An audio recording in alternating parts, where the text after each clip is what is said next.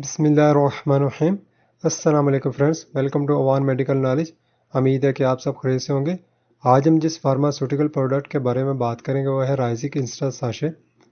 राइजिक insta sachet anti secretory drugs होती हैं, मतलब ये हमारे स्टोमक में एसिड की सिक्रीशन को कम करती हैं। इसलिए इन्हें स्टोमक से रिलेटेड जो प्रॉब्लम होती है जैसे कि हार्ट बर्न, मैदे में बनने वाले अल्सर, एसिड रिफ्लक्स या एच पायलोरी इन्फेक्शन के लिए रिकमेंड किया जाता है। तो सबसे पहले हम बात करते हैं राइजिक इंस्टा की ड्रग क्लास के बारे में। राइजिक इंस्टा प्रोटॉन पंप इनहिबिटर या पीपीआई ड्रग क्लास से बिलोंग करते हैं। पीपीआई ऐसी मेडिसिन होती हैं जो हमारे स्टोमक में एसिडिटी को कम करती हैं। अब ये काम कैसे करती हैं? हमारे स्टोमक की जो इनर लाइनिंग है वहाँ पर कुछ प्रोटॉन पंप प्रेजेंट होते हैं जहाँ से एसिड की सिक्रीशन होती है। तो ये जो पीपीआई मेडिसिन होती हैं ये इन प्रोटॉन पंप के साथ बाइंड होकर इन चैनल को ब्लॉक कर देती हैं, जिससे हमारे स्टोमक में एसिडिटी का लेवल जो है वो कम हो जाता है। इसलिए इनको एंटी सिक्रेटरी ड्रग भी कहते हैं। नेक्स्ट है राइजिक इंस्टा की कंपोजिशन क्या होती है। मतलब इसमें जो एक्टिव इंग्रेडिएंट या जो साल्ट होता है वो ओमेप्राजोल होता है, जो कि 20 mg और 40 mg की पोटेंसी में अवेलेबल होते हैं। राइजिक इंस्टा में इसके अलावा सोडियम बाइकार्बोनेट भी प्रेजेंट होता है, जो कि एंटासिड का काम करता है, मतलब हमारे स्टोमक में जो एसिड होता है उसको न्यूट्रलाइज करता है। राइजिक इंस्टा के अगर यूजेस की बात की जाए तो सबसे पहले जिस स्टोमक डिजीज़ के लिए राइजिक इंस्टा को यूज़ किया जाता है वो है GERD, gastroesophageal reflux disease. GERD जो है ये एक डाइजेस्टिव डिसऑर्डर है। इसमें क्या होता है, इसमें जो हमारी एसोफेगस या जो गज़ा की नाली है इसका जो लोअर स्फिंक्टर है वो ओपन हो जाता है, जिससे हमारे जो स्टोमक का एसिड है वो बार बार एसोफेगस में आता है और एसोफेगस की जो इनर लाइनिंग है उसे डैमेज कर देता है। राइजिक इंस्टा को नेक्स्ट जिस स्टोमक डिजीज़ के लिए सबसे ज़्यादा इस्तेमाल किया जाता है वो है पेप्टिक अल्सर। अब ये पेप्टिक अल्सर क्या होता है?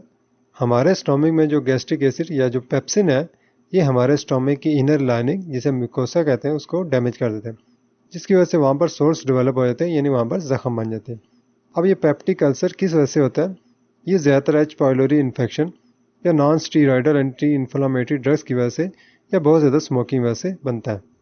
पेप्टिक अल्सर टू टाइप्स के होते हैं। जो अल्सर हमारे स्टोमक में बनते हैं उन्हें गैस्ट्रिक अल्सर कहते हैं, और जो अल्सर हमारी छोटी आंत के अपर पोर्शन में बनते हैं उन्हें ड्यूडिनल अल्सर कहते हैं। राइजिक इंस्टा को इसके अलावा हेलिकोबैक्टर पाइलोरी इन्फेक्शन या एच पायलोरी इन्फेक्शन के लिए भी यूज़ किया जाता है। एच पायलोरी एक किस्म के बैक्टीरिया होते हैं जो हमारे स्टोमक की इनर लाइनिंग को डैमेज कर देते हैं, जिससे वहाँ पर पेप्टिक अल्सर बन जाते हैं। हमारे स्टोमक की इनर लाइनिंग में इन्फ्लेमेशन होती है, जिसकी वजह से हमारे स्टोमक में बहुत ज़्यादा जलन रहती है। तो नेक्स्ट हम बात करते हैं राइजिक इंस्टा की डोजेज के बारे में। राइजिक इंस्टा साशे 20 mg और 40 mg की डोज में अवेलेबल होते हैं। 20 mg और 40 mg दोनों में सोडियम बाइकार्बोनेट जो है वो इक्वल अमाउंट में 1680 mg मौजूद होता है। राइजिक इंस्टा साशे को कम से कम खाने से 1 घंटा पहले इस्तेमाल करना चाहिए, ताकि ये फ़ौरन हमारे स्टोमक में अब्जॉर्ब हो जाए। खाने के बाद स्टोमक में एसिडिटी का लेवल जो है बढ़ जाता है, जिसकी वजह से इसका रिजल्ट इतना इफेक्टिव नहीं रहता।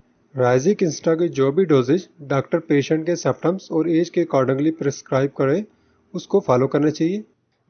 राइजिक इंस्टा की जो नॉर्मल डोजेज हैं डिफरेंट स्टोमक डिजीज़ के लिए, तो उनको हम देख लेते हैं। सबसे पहले अगर गैस्ट्रोएसोफेगल रिफ्लक्स डिजीज़ है तो 20 mg दिन में एक दफ़ा 4 से 8 हफ्ते तक इस्तेमाल करनी चाहिए। और अगर एडल्ट में स्टोमक अल्सर है तो उसके लिए 40 mg दिन में एक दफ़ा 4 से 8 हफ्ते तक इस्तेमाल करनी चाहिए। इसी तरह अगर एडल्ट में इंटेस्टाइनल अल्सर है तो उसके लिए राइजिक इंस्टा की 20 mg दिन में एक दफ़ा 4 हफ्ते तक, या फिर कुछ पेशेंट में 8 हफ्ते तक इस्तेमाल करनी चाहिए। और अगर एच पायलोरी इन्फेक्शन है तो इसके लिए 40 mg राइजिक इंस्टा और इसके साथ कोई भी एक एंटीबायोटिक जो कि क्लिथ्रोमाइसिन मोस्टली रिकमेंड की जाती है, जैसे कि क्लैरिसेड या क्लैरिटेक वगैरह, तो ये 14 डेज तक इस्तेमाल करनी चाहिए। तो नेक्स्ट है राइजिक इंस्टा के क्या साइड इफ़ेक्ट्स हो सकते हैं। तो कुछ पेशेंट में कुछ एलर्जिक रिएक्शन अपेयर्स हो सकते हैं, जैसे स्किन पे रैशेज वगैरह, इचिंग या हाइव्स वगैरह हो जाए।